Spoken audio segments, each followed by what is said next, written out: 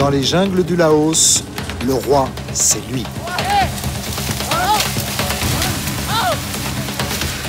L'éléphant est le seul à pouvoir s'aventurer sur ces terrains hostiles, le seul à être suffisamment puissant pour en extraire le thème.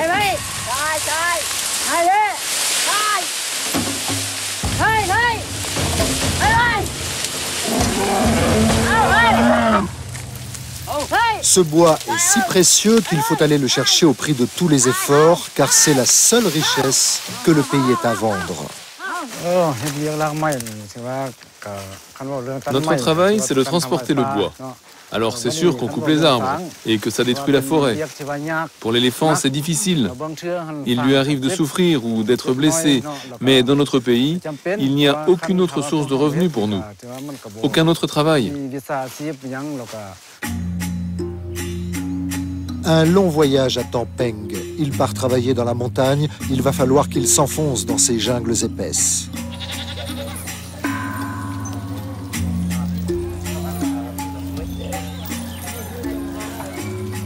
Il va venir ici, à Bananlun.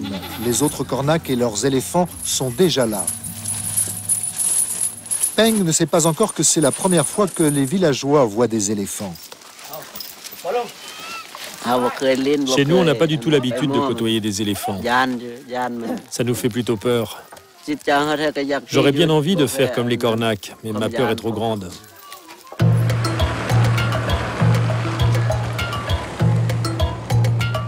Pour l'instant, Peng est toujours chez lui, à Hong Sa.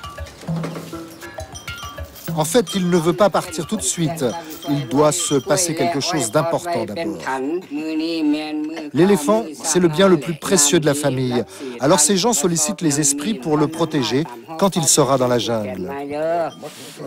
Attache ses ficelles et les esprits seront favorables à l'éléphant. Je lui souhaite longue vie.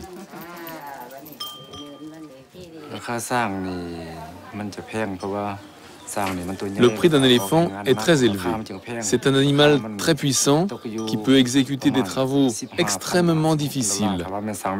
C'est pour ça que c'est si cher.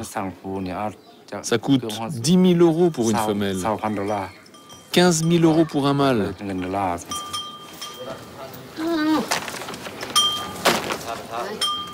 Peng n'a pas payé Duc, son éléphant. Lorsqu'il était petit garçon, les parents de Peng avaient déjà des éléphants et celui-ci est né chez eux. Ils vivent ensemble depuis 40 ans.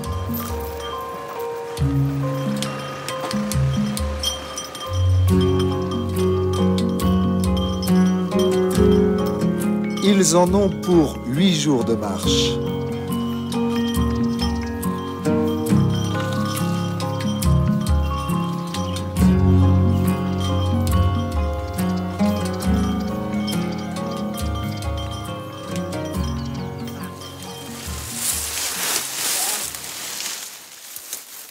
Avant d'arriver au Laos, je savais que la situation des éléphants n'était pas bonne. Ils étaient 100 000 au début du siècle, il en reste moins de 2000. 600 d'entre eux s'échinent à tirer des grumes de plusieurs tonnes dans les différentes jungles du pays.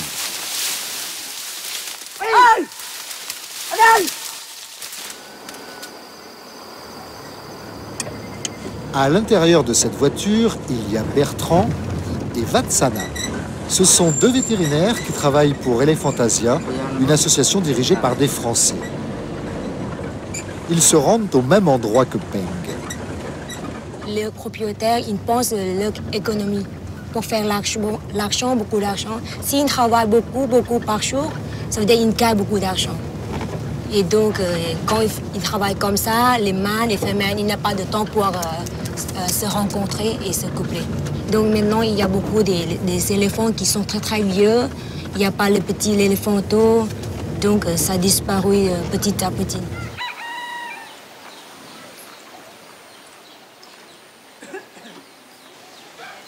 Ça y est, Peng est arrivé à Bananlun.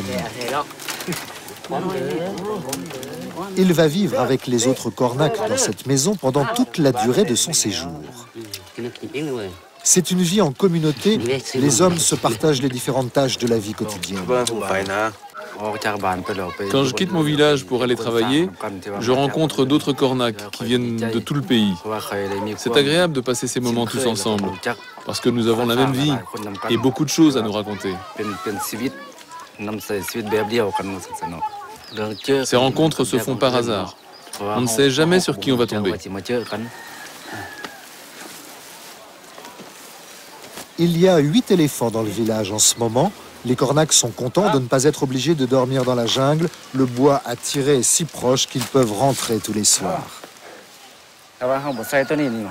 Si on ne met pas le tapis en écorce, si on met les cales en bois directement sur le dos de l'éléphant, ça va lui faire trop mal.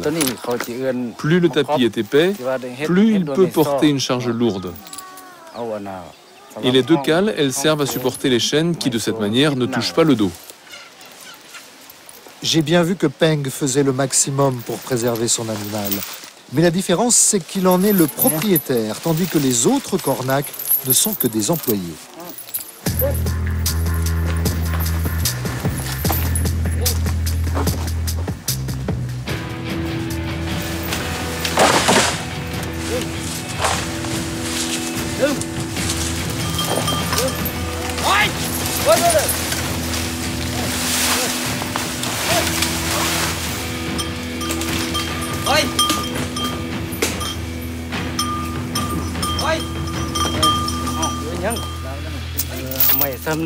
Un tronc comme celui-là, ça fait à peu près 3 tonnes.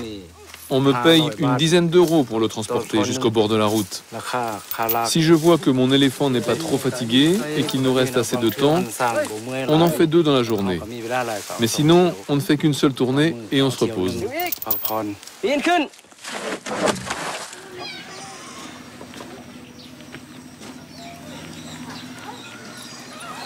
Un Kornak gagne jusqu'à 300 euros par mois. Au Laos, le salaire moyen est de moins de 50 euros.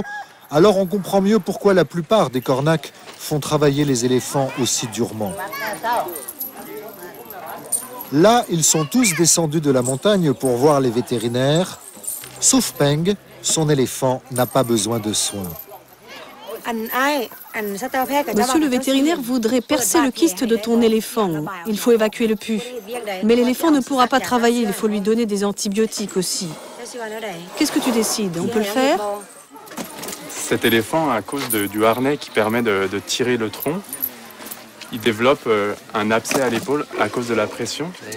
C'est vraiment l'abcès typique de l'éléphant domestique qui travaille dans le bois.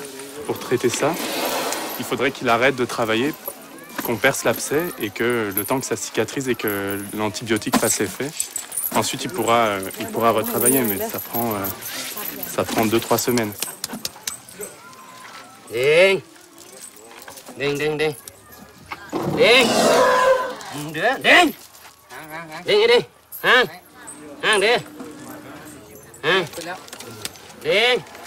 Il fait lui. D'abord en haut, ouais. Vas-y, enfonce, enfonce. Et puis il faut tourner.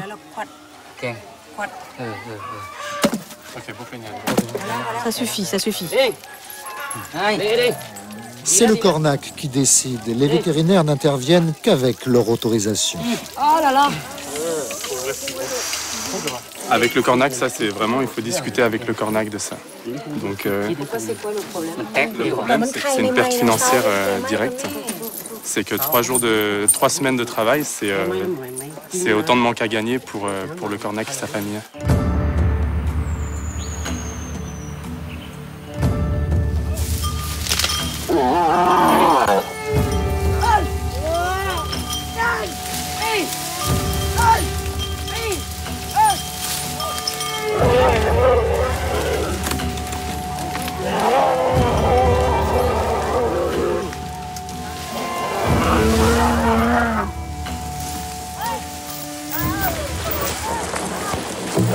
En fait, je me suis aperçu que l'éléphant opéré était au travail dès le lendemain.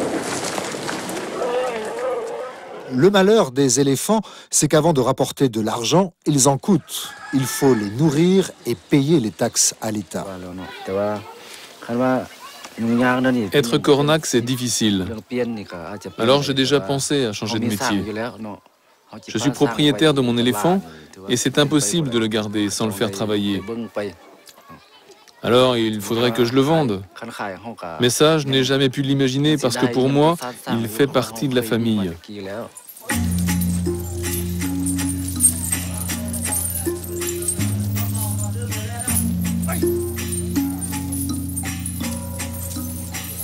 Tous les Cornacs ne pensent pas comme Peng, tous ne tiennent pas autant à leur éléphant et sans doute que certains ne rechignent pas à leur faire prendre de gros risques.